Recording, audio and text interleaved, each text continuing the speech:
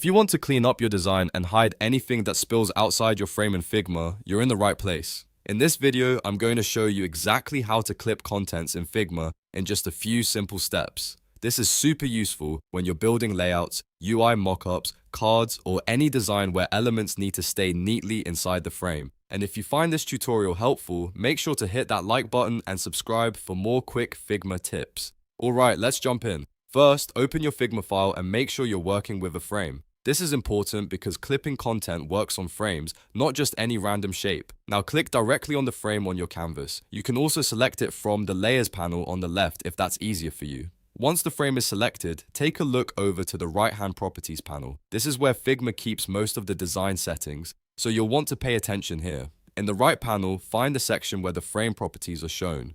Look for the option called Clip Content. This setting controls whether elements that go beyond the frame boundaries stay visible or get hidden.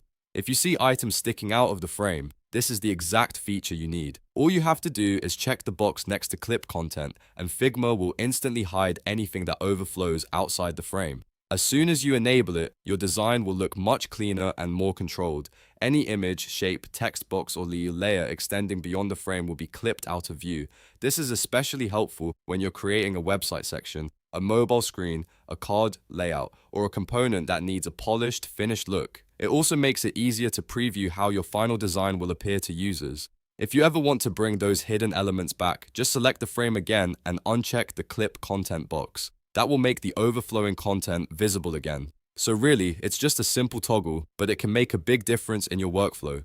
To recap, select your frame, go to the right side design panel, and check Clip Content to hide anything outside the frame. That's all there is to it. Fast, simple, and incredibly useful. If this video helped you out, please give it a like, subscribe to the channel, and turn on notifications so you don't miss the next Figma tutorial. Thanks for watching, and I'll see you in the next one.